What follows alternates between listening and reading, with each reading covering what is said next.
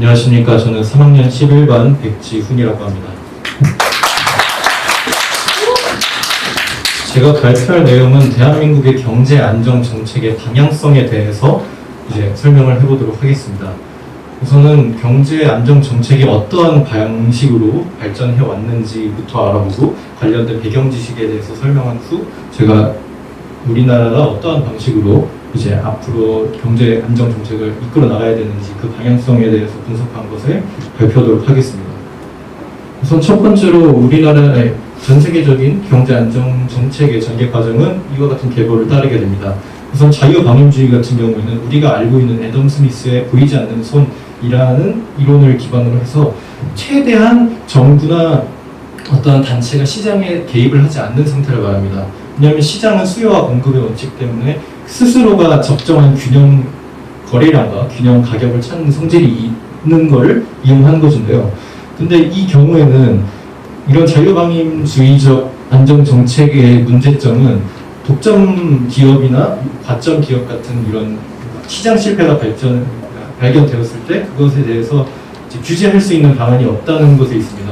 그래서 자유방임주의는 이제 19세기 때 독점 자본주의로 발전하게 되고 그것이 이제 문제가 되어서 그걸 수정하기 위해 수정주의라는 것이 등장하게 됩니다. 수정주의는 이제 정부가 이제 시장 실패를 조정하기 위해서 해결하기 위해서 직접적으로 경제 안정을 위해서 시장에 손을 대는 걸 말하는데요. 지금 수정주의라고 하면은 조금 의아해하실 분들도 있고 헷갈리실 분도 있는데 우리가 통합사회에서 배우는 수정자본주의가 수정주의가 맞습니다.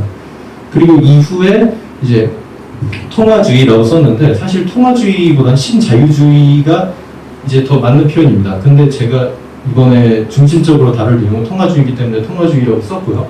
통화주의 같은 경우에는 1970년도에 미국에 이제 경기 침체가 있었을 때 로널드 레이건 대통령이 이제 프리드먼의 통화주의를 받아들여서 실시하였습니다. 이거는 이제 신자유주의라고 신자유주의라고 불리는 이유가 있는데 그 수정주의 같은 경우에는 시장의 실패를 이제 정부가 손을 댐으로써 이제 문제를 해결하는데 다시 그 더 예전 방식인 아예 시장을 방임적으로 다시 돌려놓자라는 주장에서 비롯됐기 때문에 신자유주의라는 이름을 가지고 있습니다. 그리고 제가 이제 앞으로 설명드릴 내용을 알기 위해서 필립스 곡선이라는 배경 지식에 대해서 알 필요가 있는데요. 영국의 경제학자 필립스가 발표한 모델로 이제 물가 상승률과 그 실업률 사이에 음의 관계가 있음을 밝혀낸 이제 곡선입니다.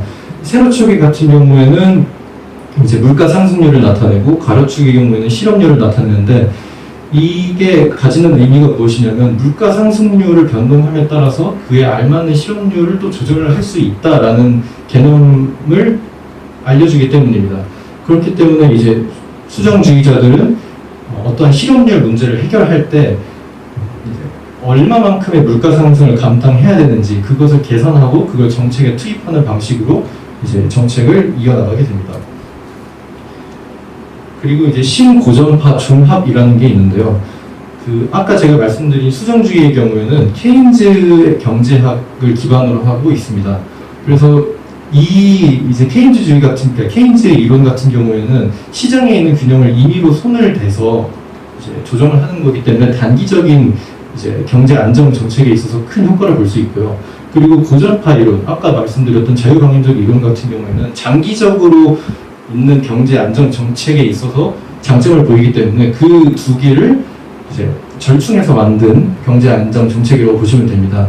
그런데 이제 이 신고전파 종합 같은 경우에는 아무래도 수정주의를 기반으로 만들어진 것이기 때문에 경기를 이제 미세 조정하는 방식의 경기 부양을 강조를 합니다. 그러면 이제 여기에서 이거에 대한 반론으로 통화주의자들의 반론이 있습니다.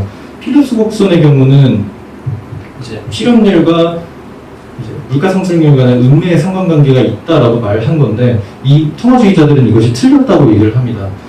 그러니까 필립스 곡선은 단순한 이제 단기적인 현상일 뿐이고 이 필립스 곡선의 기간을 장기로 늘리게 됐을 때는 수직선의 형태를 띈다는 것입니다.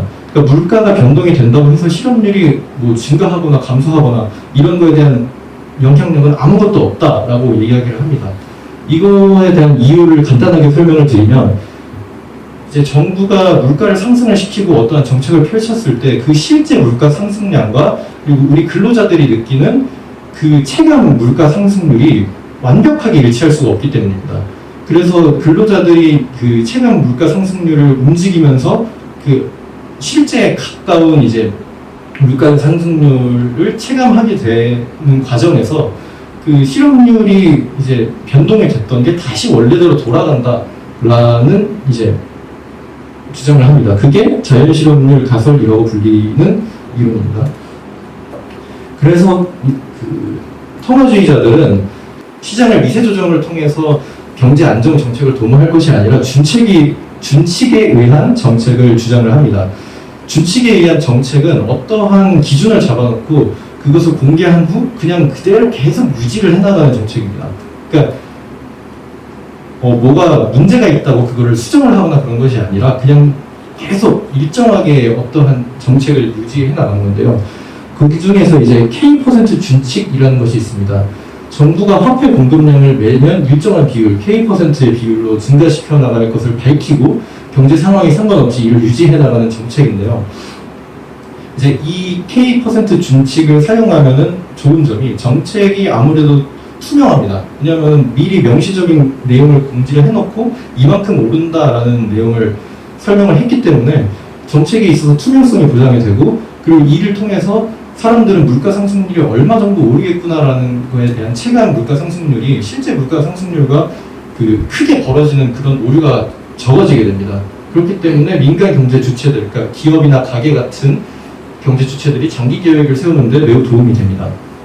그러면 이 K% 준칙이 그러니까 적절한 K%가 어떠한 수치로, 그러니까 어떠한 기준으로 만들어지는지에 대해서 설명해 드리도록 하겠습니다. 우선 그것에 대해 알기 위해서는 우선 화폐 수령설의 교환 방정식이라는 것을 알아야 되는데요. 여기에서의 M은 통화량입니다. 그리고 V는 그 통화량의 유통 속도입니다. 그리고 P는 물가 수준이고 Q는 그 실제로 그 거래가 되는 이제 상품들의 총 거래량입니다. 그러니까 그러니까 우변의 경우는 거래량 곱하기 가격이기 때문에 총 거래액이라고 할 수 있고요. 여기에서 이제 두 가지 가정이 들어갑니다. 첫 번째 가정은 화폐의 유통 속도는 경제 제도와 거래 관습에 의해 결정되기 때문에 매우 안정적인 성격을 가지고 있고 이것은 일정한 값으로 주어져 있다라고 가정을 하는 것입니다. 그렇게 되면은 좌변에 V에 위에다 발을 씌워서 그냥 하나의 상수로 만들어줄 수 있고요. 그리고 두 번째는 총 거래액을 명목 국민 소득으로 가정하는 것입니다. 지금 총 거래액인 PQ를 명목 국민 소득으로 가정을 하게 되면 그 물가 수준, 우선 이걸 말씀을 드릴게요. 물가 수준에다가 실질 국민 소득을 곱하게 되면 명목 국민 소득이 됩니다. 그래서 지금 Y가 실질 국민 소득이고요. 그리고 P는 물가 수준이기 때문에 저 등식이 성립을 하게 됩니다. 그리고 여기에서 고전파 이제 경제학자들의 이론을 따르게 되면 물가가 신축적으로 조절되기 때문에 실질 국민 소득은 언제나 완전 국민 소득 수준에 머물러 있게 됩니다.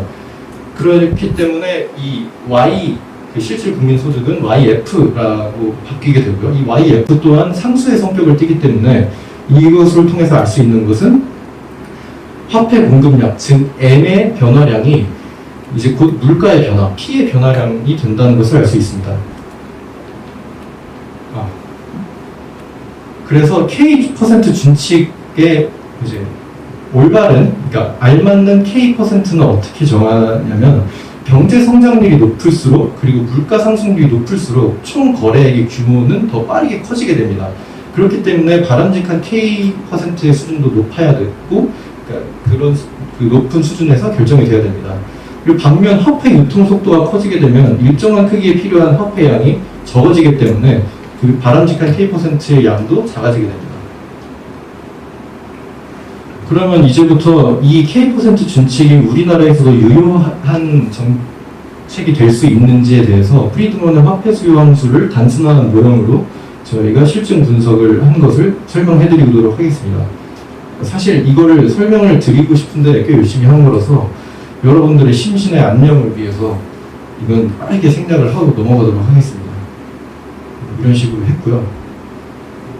그래서 추정 결과는 이런 식으로 나왔습니다. 아마 이해가 안 되실 거예요. 그래서 이게 어떤 걸 말하는지 지금 해석을 해드리도록 하겠습니다. 우선 항상소득과 이자율은 물가 수준에 영향을 주었다고 할 수 없습니다. 그리고 예상 인플레이션율은 물가 수준에 영향을 주었으나 탄력성이 0.06이기 때문에 거의 무의미한 영향력이라서 그냥 상수로 취급을 한다라고 이야기를 하고요. 그리고 통화량에 대한 물가 수준에 대한 탄력성이 0.33으로 추정이 되었습니다. 여기에서 지금 탄력성에 대한 개념을 모르시는 분들이 있을 수 있는데, 탄력성은 그 종속 변수, 아니 독립 변수가 변화한 양에 대한 그 반응도를 이야기를 합니다. 그래서 0.3, 그러니까 만약에 탄력성이 1이라고 하면 100에 대한 영향력, 100에 대한 변동이 있을 때 그 영향력이 100만큼의 변화가 있는 것인데요. 그러니까 지금 0.33이라는 것은 100만큼의 변화가 있었을 때 33만큼의 변화가 있었다라는 걸로 생각을 하시면 될 것입니다. 사실 지금 0.33으로 추정된 점은 통화주의자들의 원래 이론에 따르면은 굉장히 과소평가된 수치입니다. 통화주의자들은 이제 탄력성이 1이 될 것이다 라고 추정을 했는데요. 근데 0.33이 나온, 물론 0.33이 작은 그 영향력은 아니지만 이게 왜 이렇게 예상보다 작게 나왔냐라고 하면, 이제 저희가 모형을 단순화하고 여러 이제 과정을 거치다 보니까 그 영향력이 중간에 희석된 것으로 추정이 됩니다. 통화량이 어쨌든 증가를 함에 따라서 그 물가 수준이 굉장히 유의미하게 변화를 하였다는 걸 알 수 있습니다. 그러니까 결론을 내리자면, 통화론자들이 이제 국민 경제를 안정시키기 위해서 통화량을 적정 수준으로 통제를 해야 하며 이것을 K% 준칙에 따라야 된다라고 주장을 한 것이 우리나라에서도 꽤나 설명력이 높다라고 볼 수 있습니다. 이제 분석 결과 통화주의 모델의 추정 시기 설명력이 높고 통화량과 물가 수준, 실질 소득과 물가 수준 사이에 밀접한 상관관계를 보였기 때문에 통화주의가 우리나라 경제에서도 긍정적임을 알 수 있습니다. 그렇기 때문에 정부는 K%를 준수하는 이제 경제 안정 정책을 펼쳐나갈 필요가 있으며, 그리고 통화 당국이 이런 준칙을 독자적으로 추진할 수 있게 중앙은행의 자율성을 더 강화하는 방향으로 이제 경제 안정 정책을 이끌어 나가야 할 것입니다. 지금까지 발표를 들어주셔서 감사합니다.